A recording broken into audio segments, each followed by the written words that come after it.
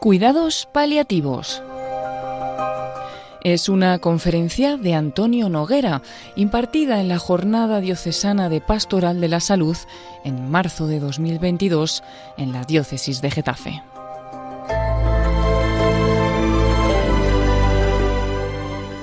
A mí me da un punto de pena siempre, perdonar que empiece así, cuando vengo a este tipo de mesas o de debates, porque partiendo de que son importantísimos, a los cuidados paliativos se nos llama siempre cuando hay una situación como esta, crítica, trágica, ¿no? Y entonces yo intento siempre darle la vuelta al mensaje, diciendo qué tipo de sociedad queremos tener. En el fondo, si tuviéramos una sociedad realmente compasiva, en la que realmente nos preocupáramos de los demás, tanto los médicos como la sociedad, no habría ley de eutanasia, no habría necesidad, no se plantearía el debate. Entonces, claro, yo siempre digo que la medicina paliativa es mucho más. O sea, la eutanasia, aunque ahora mismo haya cogido un punto fundamental, realmente es un problema que, como se está exponiendo, tiene bastante de creación artificial y, por otra parte, también es por una falta de respuesta hacia la dignidad del ser humano por parte de nuestra sociedad. Para poner en contexto, pues yo hablo siempre de un artículo del New England, de su autor es David Callahan, del año 2000, que el título es Death and the Research Imperative. Entonces, en ese artículo, el autor lo que describe es cómo la sociedad y cómo la medicina ha acabado viendo en la muerte a un enemigo, no una fase de la vida, no un momento en el que hay que dar también respuesta desde la medicina y desde la sociedad. Entonces, pues lo que dice es que los médicos nos hemos empeñado en que no se muera la gente. Bueno, evidentemente nos empeñamos en que no se muera la gente, pero nos hemos empeñado solo en que no se muera la gente. Y como ha habido un desarrollo espectacular de la medicina a partir de la Segunda Guerra Mundial hasta finales del siglo XX, ha habido un momento en que casi nos lo hemos creído. Lo que hemos conseguido es cambiar un paradigma epidemiológico. Lo que hemos conseguido es que los seres humanos en la sociedad occidental fallezcamos de enfermedades crónicas y después de tener una vida muy larga. Pero de repente, en un momento dado, nos hemos encontrado con que, anda, nos estamos muriendo otra vez. Porque es que es cierto, desde los desarrollos técnicos que se han conseguido y con los antibióticos, etcétera, etcétera, las personas, pues antes fallecíamos entre los 40, 50, algunos llegábamos a los 60 años por infecciones, patologías quirúrgicas, etcétera, etcétera, ¿no? Pero ahora mismo fallecemos mucho más tarde porque todas estas enfermedades se curan, gracias a Dios, ¿no? Y además, encima, cada vez tenemos técnicas más precisas que permiten hacer tratamientos a pacientes más frágiles, con lo cual conseguimos todavía prolongar más la supervivencia. Y eso es maravilloso, ¿no? Ahora mismo hay cirugías que se pueden hacer que hace 20 años no nos las podíamos plantear en determinados pacientes y ahora sí que las podemos hacer, ¿no? Pero ¿qué ha llevado eso? Eso ha llevado a ver a la muerte como un tabú. Ya no se habla de la muerte. No la tenemos presente en el punto que la tenemos que tener presente. No estoy hablando de obsesiones, ¿no? Entonces, antes, pues la gente normalmente fallecía en casa, rodeada de la familia, los niños estaban alrededor, o sea, se vivía de una forma natural. Hay una novela que es larguísima, yo recomiendo leerla, pero probablemente bueno, a ver, hay que tener ganas y tiempo, que se llama Cristina, hija de Labrans, que es de una escritora, Sigrid Undset, noruega, que fue una conversa, era una experta en historia medieval y acabó siendo una conversa al catolicismo precisamente a través de conocer cómo era la Edad Media, ¿no? Entonces, a través de la Edad Media descubrió el cristianismo, descubrió a la Iglesia Católica y se convirtió. Y esta novela es deliciosa, Cristina, hija de Labrans.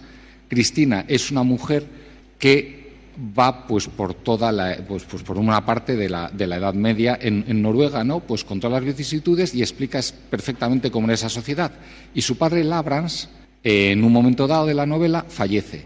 La muerte de Labrans, descrita en esa novela, es pues lo que concebimos los cristianos que es la muerte, lo que concebimos nosotros cómo es. Yo aquí, permitirme, siempre pongo un ejemplo personal.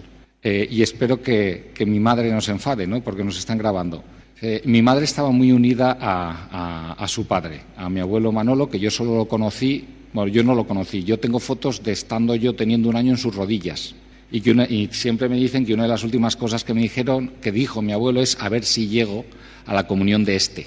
Yo soy el pequeño y soy el penúltimo de todos los nietos de mi familia, ¿no? Y mi abuelo tenía un cáncer de riñón del que desgraciadamente falleció. Pues una de las últimas cosas que le dijo a mi madre, que en familia la llamaba Nena, es: Nena, tú a mi funeral y a mi entierro vienes de blanco, ¿eh? Entonces dice: ¿de blanco? Vamos a ver, ¿nosotros somos o no somos? ¿Creemos o no creemos? Entonces, ¿cuál es nuestro nacimiento real? ¿No? Es lo que nos pasamos toda la vida diciendo. Que cuando, oye, que si lo hemos hecho razonablemente bien y con la ayuda del de arriba sobre todo, pues oye, pues al purgatorio y si hay suerte al cielo directamente. Pero bueno, nuestro dies natalis, según la Iglesia, es el día que fallecemos, ¿no? Entonces, pues bueno, evidentemente esto es un poquito... Y yo tengo fotos de mi madre en el funeral de mi abuelo vestida de blanco, que cumplió el deseo de su padre, ¿no? Pero, entonces, la medicina paliativa en el fondo, ¿qué es? Es aplicar la técnica médica de una forma humanizadora al final de la vida para que una persona pueda cerrar correctamente su vida. Es como defino yo siempre la medicina paliativa, a grandes rasgos, es medicina avanzada al final de la vida. Y aquí arranco en la que os presento a Dame Cicely Saunders, que es una visionaria, una loca. Yo creo que, por entenderme bien, ¿no? Nosotros en nuestra cultura católica tenemos muchos personajes de los que podríamos hablar y que a lo mejor, pues evidentemente, por una modestia lógica, pero que tendríamos que ser un poquito menos humildes en determinados aspectos, dar a conocer y mostrar mejor esas cosas, porque en este sentido los ingleses, reyes del marketing, lo hacen de maravilla, ¿no? Entonces, Cicely Saunders es una gran mujer, parto de eso, que nace a principios, pues alrededor de 1920, creo yo. Entonces, una mujer muy lista, emprendedora, hija de un burgués rico, niña bien, que le sale en el buen sentido de la palabra respondona a su padre, que la manda a estudiar a Oxford, pero para que sea secretaria de alguien muy importante. Si esa persona muy importante llega a ser primer ministro de Inglaterra, mejor. Pero ella, en un momento dado, dice que no. Yo, como soy feliz, es siendo enfermera y cuidando a la gente.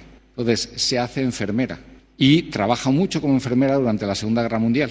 Y tiene que, en un momento dado, dejar de ser enfermera por problemas serios de espalda. Y entonces, ¿cómo puedo seguir ayudando a la gente? Se hace trabajadora social.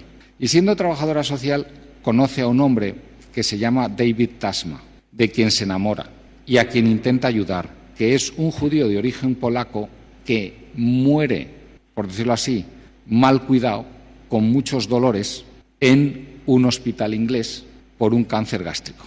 ¿Por qué? Porque se tenían miedos, pues porque no sabíamos dar desde un punto de vista médico una respuesta a esas situaciones, ¿no?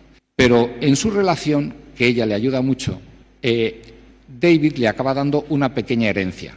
Una pequeña herencia, creo, no sé, de memoria, no sé si es alrededor de 5.000 libras. Y ellos hablan de acabar construyendo un sitio donde se pueda cuidar a la gente al final de la vida, ¿no? Que acaba siendo St. Christopher Hospice, que es un hospital específico para cuidados paliativos que empieza en 1969, ¿no? Entonces, en 1969 el hombre, además de llegar a la Luna, crea el primer hospice de cuidados paliativos de la era moderna, ¿no? No sé, en grado de importancia, yo echo el asco a mi sardina y entonces diré que me parece que St. Christopher's es incluso por lo menos tan importante. Entonces, y Cicely Saunders, pues entre otras cosas, lo que hace es enseñarnos a utilizar la morfina y el control de síntomas al final de la vida, ¿no? Pues entonces, su estudio de investigación más importante es cómo utilizar la morfina de tal forma que alivie el dolor difícil por cáncer al final de la vida, dando calidad de vida y sin que necesariamente corte supervivencia. Y además hace ver que cuando la morfina se utiliza bien por dolor, no provoca adicción. Entonces, porque a esto de la medicina de paliativa y a determinadas medicinas, pues aprovecho para intentar romper algunos falsos mitos, ¿no? La morfina mal utilizada es muy mala, pues evidentemente no tengo por qué hablar y desgraciadamente hablar del problema de las toxicomanías y de las dependencias, pero bien utilizada ayuda muchísimo. Más, yo tuve una vez un colega que un día se puso a gritar entenderme, gritar no, pero yo hablando entre los demás, por favor, a mí no me dejéis morir sin haber probado la morfina, ¿no? Pero decía esa tontería. Y hablando, intentando romper un poco los mitos de la morfina, pues os querría hacer una pregunta. La primera, por favor, respondérmela. La segunda no es obligatoria. La primera es, ¿cuántos de vosotros habéis ido a un quirófano? Si os ha hecho una cirugía mayor. Pues estáis levantando unas cuantas manos, ¿no? Ahora, la segunda no tenéis por qué preguntarla, no tenéis por qué responderla. ¿Cuántos de vosotros sois toxicómanos? Yo creo que ninguno. Para que se os pueda meter en un quirófano, aparte de sedantes, os ponen normalmente una dosis bastante generosa en perfusión de un opioide que se llama fentanilo o sulfentanilo. El fentanilo es 100 veces más potente que la morfina, el sulfentanilo es 200 veces más potente que la morfina.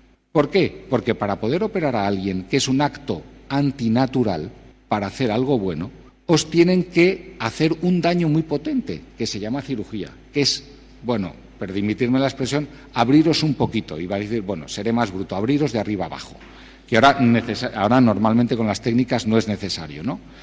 Y es que, ¿por qué toleráis eso? Porque os ponen fentanilo.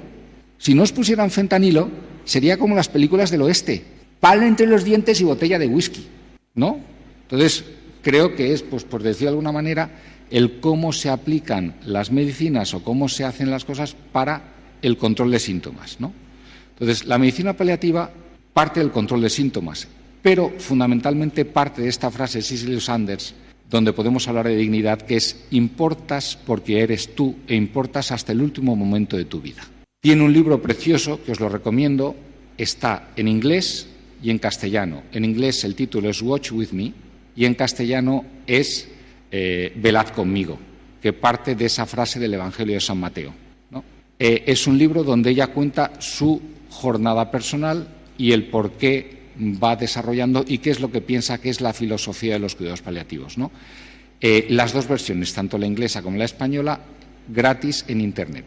Entonces metes y te lo bajas sin ningún problema porque están disponibles de forma gratuita por los autores y por los traductores. Y aquí quiero partir de un concepto, volver al concepto de dignidad personal, dignidad de la persona.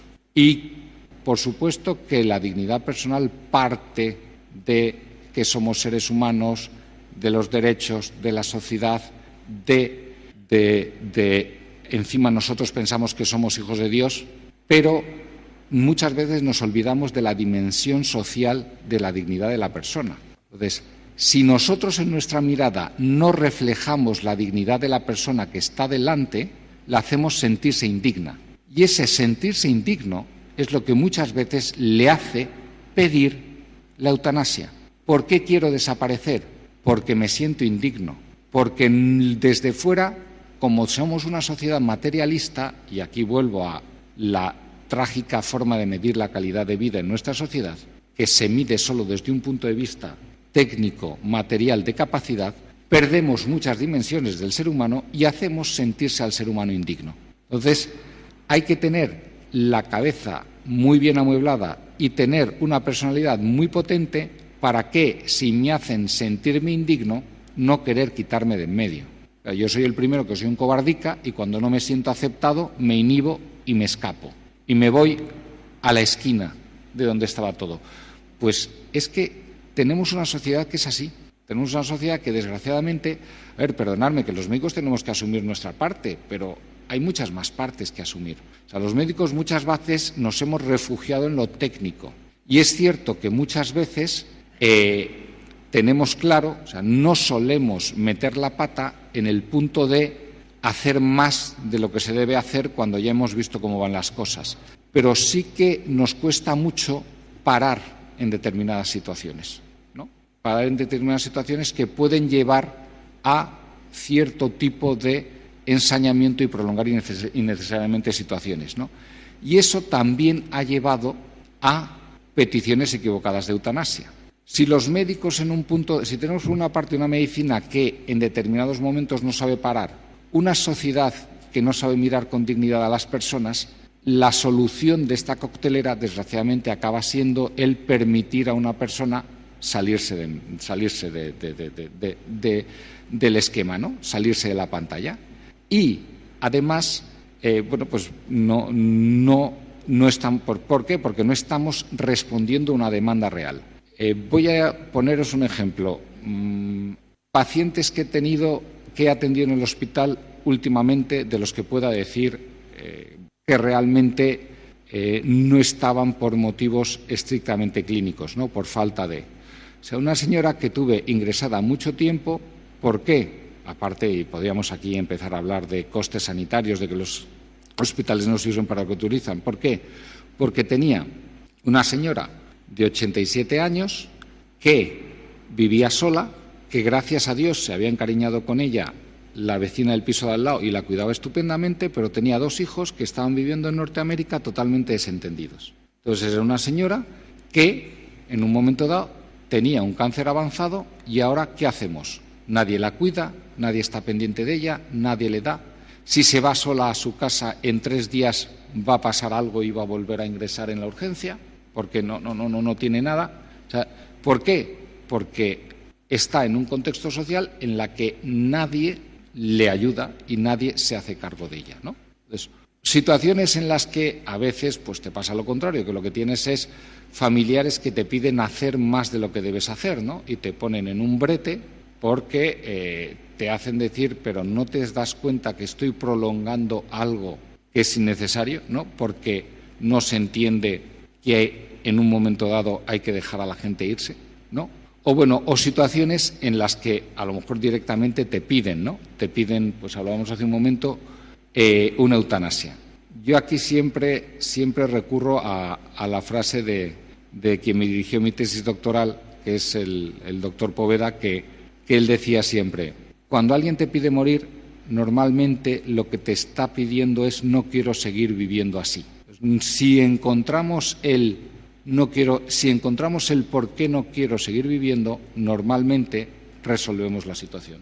Entonces, lo que pasa es que tenemos que tener capacidad y recursos para poder solucionar este así, porque ese así muchas veces no se resuelve poniendo una medicina o resolviendo un problema clínico, sino se resuelve ayudando y colaborando en un contexto social, ¿no? Entonces, en ese sentido, pues nos dan ejemplo, pues como siempre, pues sociedades, digamos, no tan avanzadas. Hay un ejemplo muy bonito que son las comunidades compasivas. Las comunidades compasivas empezaron, y donde están muy desarrolladas, es en una región de la India que se llama Kerala, ¿no? Entonces, pues nos vamos a Kerala y resulta que en Kerala, curiosamente, en un país tan grande, es la única región de la India que es predominantemente católica, en un país en el que pues yo creo que los católicos son, pues no sé si el 2%, el 1% de la población, tal, pues justo en la región en la que son mayoría, pues se cuidan entre ellos. Y cuando hay pacientes al final de la vida, pues es que son los vecinos, los amigos, tal, los que se vuelcan con ellos, ¿no? Pues ahora mismo en España, ¿qué tenemos? Pues casas pequeñas, familias desestructuradas, muy poquito soporte, muy poco, vivimos demasiado de que nos cubra las cosas el Estado, pero precisamente para esto el Estado, porque como no luce políticamente y no les deja cortar cintas, pues no pone recursos reales y necesarios y a lo mejor, pues esa es la situación en la que vivimos. Y por mandar un mensaje positivo, pues es que yo creo que es lo que tenemos y a partir de aquí es lo que tenemos que construir, ¿no? Pues, hablando de Cicely Saunders, ¿no? Importas porque eres tú. Medicina aplicada al final de la vida. Ser capaces de dar cobertura a todas las necesidades de las personas porque se lo merecen, ¿no? Porque las personas se lo merecen, porque tienen que ver que nosotros respondemos a su dignidad. No es un concepto teórico, es un concepto por el que nosotros les damos y les damos a gusto y porque se lo merecen, ¿no? Desde un punto de vista de la medicina, el primer aprendizaje en paliativos es que la muerte del paciente no es un fracaso. Hablábamos al principio de la situación de ese artículo del New England. La muerte, cuando tiene que llegar, no es un fracaso. Evidentemente, siempre que podamos poner solución a una enfermedad, hay que ponerla, pero es parte de la vida, es parte de la vida. Y cuando tenemos que aceptarla, pues lo que tenemos que hacer es cuidar a quien se va de la mejor manera posible, ser conscientes de que hasta el último día que va a estar con nosotros es vida y vamos a disfrutar de ello y vamos a aprender y vamos a ayudar. Ser conscientes de que esa persona nos está dando hasta el último momento. O sea, yo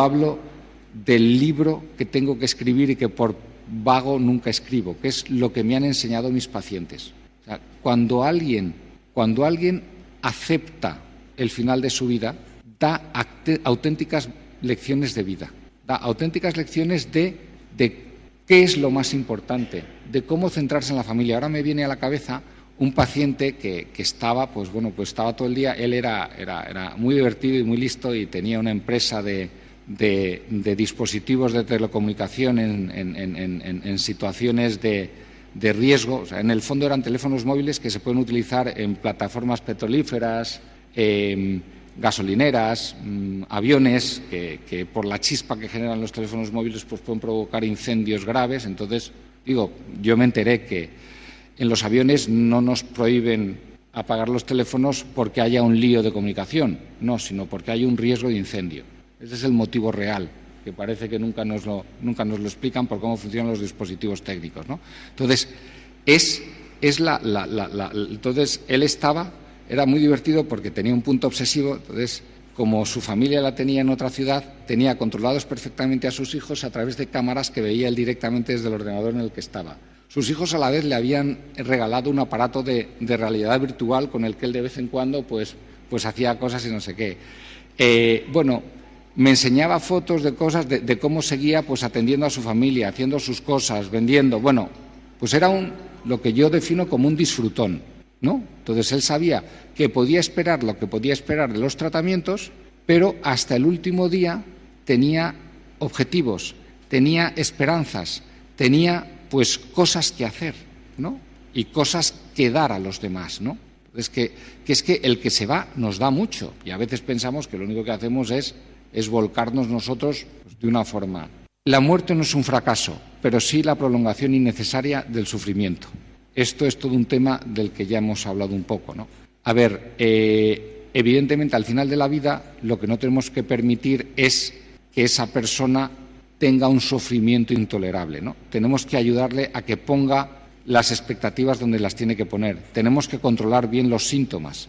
Cecil Sanders al principio también tenía una frase que es: no le cojas la mano al paciente y no le intentes dar apoyo psicológico si está vomitando en la batea, ¿no? O sea, es evidentemente, o sea, lo que tampoco podemos ser es vendedores de humo, ¿no? Los cuidados paliativos es primero saber mucha medicina, saber mucha fisiopatología de cómo se encuentra un organismo al final de la vida, saber controlar muy bien los síntomas físicos, pero una vez que hemos controlado los síntomas físicos, ahí es donde se empieza, se arranca ahí, y a partir de ese momento es donde tenemos que dar apoyo psicológico, espiritual, social, es donde tenemos que hacer y es donde todos podemos ayudar. Los equipos de cuidados paliativos para eso son multidisciplinares.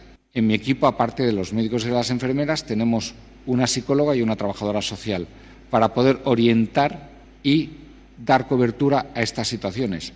Pero también necesitamos algo fundamental, que es un apoyo real dentro de la sociedad, porque lo que tampoco nosotros podemos enfocar, podemos situar, podemos poner en condiciones para continuar. Pero la sociedad y las familias son las que tienen que ir dando los siguientes pasos, ¿no? Y haciendo las cosas. Y evidentemente, pues también, pues aquí también podríamos hablar de todo el área que ya hemos dicho, de que asignatura en parte pendiente por falta de formación en cuidados paliativos dentro de los profesionales sanitarios, que hay veces que no sabemos parar a tiempo, ¿no? Y no debemos provocar sufrimientos innecesarios porque no paremos, ¿no? Después, para esto, pues muchas veces Elizabeth Kübler-Ross, igual habéis oído hablar de ella, es la psicóloga de las fases del duelo. Pero bueno, no voy a meterme ahora a hablar de las fases del duelo. Pero muchas veces, pues cuando hablamos de todos estos temas que son tabú, pues lo que tenemos que hacer es atrevernos a hablar de ellos. Tenemos que atrevernos a hacer, porque muchas veces en estas situaciones nos inhibimos porque, vamos a sacar algo vamos a poner algo encima de la mesa que puede que duela. Pero muchas veces no somos conscientes de que como más duele y como acaba generando pus es si no se saca. Que ante la incertidumbre y ante el no hacer es cuando más sufrimiento se genera en los seres humanos, ¿no? Y que para esto los seres humanos tenemos la curiosa capacidad de, si vemos que alguien se nos acerca con buenas intenciones, aunque meta un poquito la pata en el cómo, normalmente lo perdonamos, porque el producto final suele ser bueno. Entonces esto, pues no podemos ir con clichés. Aquí lo peor es ir con clichés hipócritas, porque entonces sí que nos pillan y sí que las cosas van a ir mal, pero no tenemos que tener miedo a veces presionar un poco y que duela un poco, ¿no? Y después tenemos que partir desde nuestra propia realidad. Balfour Mount es uno de los pioneros de los cuidados paliativos que montó el primer equipo de medicina paliativa en un hospital, o sea, por decirlo así, el tipo de unidad en la que trabajo yo en la Fundación Jiménez Díaz, en el Hospital de Montreal, de Canadá, ¿no? Y entonces, pues, tenemos que ser conscientes muchas veces cuando damos apoyo a las personas de esto, que en el mejor de los casos nosotros somos sanadores heridos, ¿no? Y además, precisamente, nuestra capacidad de ayudar al otro viene de que reconozcamos nuestra propia vulnerabilidad, ¿no? Entonces, muchas veces el mensaje de los cuidados paliativos y el mensaje de la sociedad no tiene que ser triunfalista en el sentido de que lo vamos a resolver todo porque somos los mejores. No. Vamos a ayudar a que se resuelvan las cosas porque somos seres humanos, que tenemos corazón, que somos compasivos y cada uno con sus cadaunadas es capaz de ayudar al que tiene al lado, ¿no? Entonces, partiendo de esa situación, pues es desde donde podemos dar un apoyo real.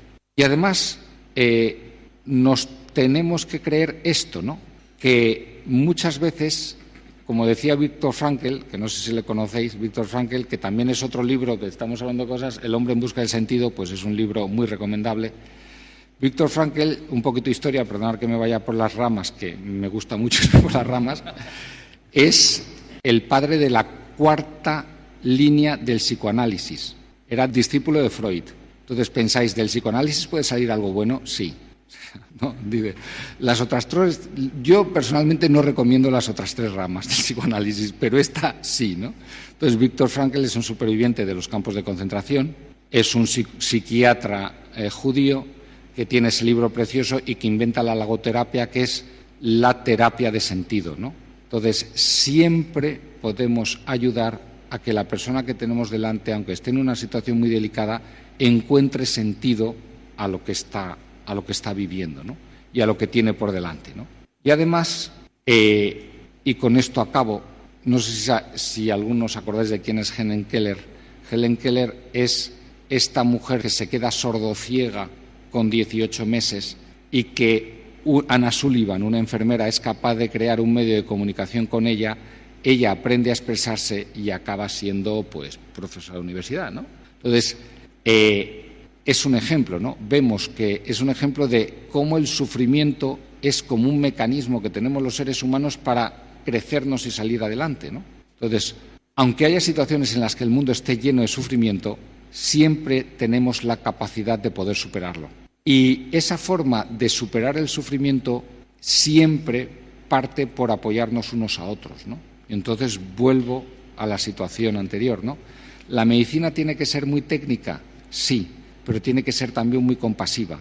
Pero para que la medicina sea compasiva, se tiene que apoyar también en que haya una sociedad compasiva, ¿no? Entonces, ¿los cuidados paliativos? Pues los cuidados paliativos, en el fondo, lo que intentan es dar un cuidado global al ser humano en una situación crítica, que es el final de la vida, pero que necesita de una mentalidad de cuidado dentro de la medicina y dentro de la sociedad.